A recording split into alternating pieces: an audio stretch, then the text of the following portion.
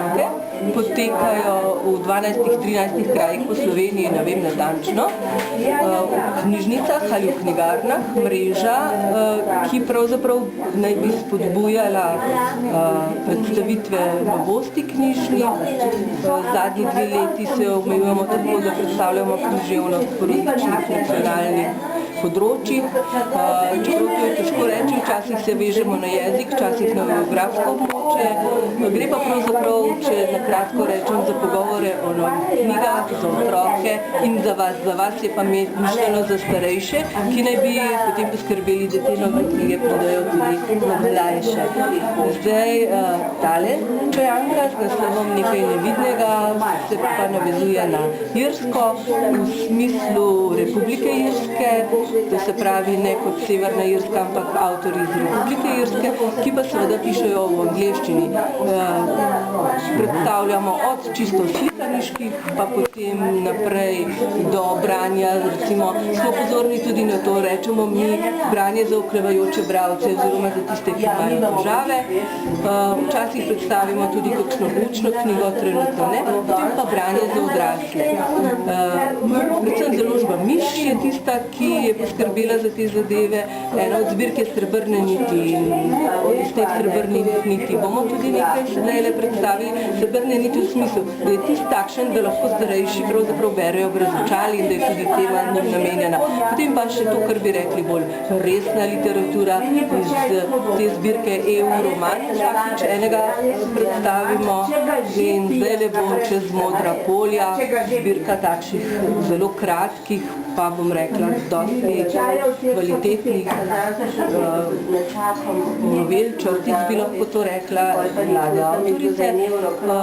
Pozorni smo na to, da so knjige v knjižnicah, da so na tržišču, to se pravi, namenjeno je na način branju, promociji branja, temu, da bi čim več brali, da nas ne bi pobralo, kot pravi naš Pavček.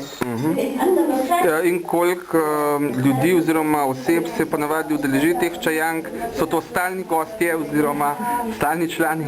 Ja, nekaj nas je stalni, tako rečem. Danes je mečkano osipa kaže, da je januar tisti, ki je zaspan mesec. Zaspan mesec, drugače pa 7, 10, 17. Tudi odvisno od tematike oziroma od včasih pa tudi od razpoloženja in tako. Nekaj nas je stalni, prihajajo, se vključijo v pogovor, pogrešam nekaj starejših gospodov, ki tudi pridejo, ampak očitno danes niso uspeli. Pa zelo različno, v Kamniku zelo različno, rekla od 7 do 70 let, od zelo mladih pa potem do starejših, tako da je treba prilagajati. Pa recimo mlajša generacija, vi tudi kot bibliotekarka oziroma knjižničarka spremljate to bralno kulturo, je pri mladih dosti zanimanja za branje takih knjig iz papirja ali imajo raje internet? Kaže, da je manj zanimanja, prav zato so pa te čajanke namenjene predstavitvam, hkrati pa se kaže, vedno mora biti človek, ki nekaj naredi.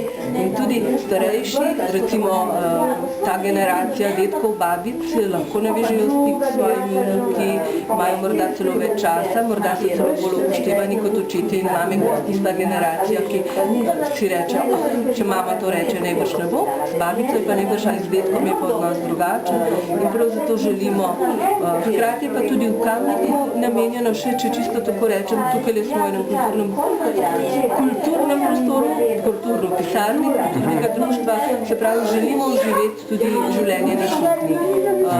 Ne samo, namen je dvojen, trojen, povezovati ljudi, poskrbeti, da se nekaj dogaja, poskrbeti, da bojo mlajši brali, različni nameni so. Koliko bo pa uspevalo, bomo pa videli, zdaj sezona teče. Jaz upam, da vam bo to čim bolj uspevalo. Tudi jaz, hvala.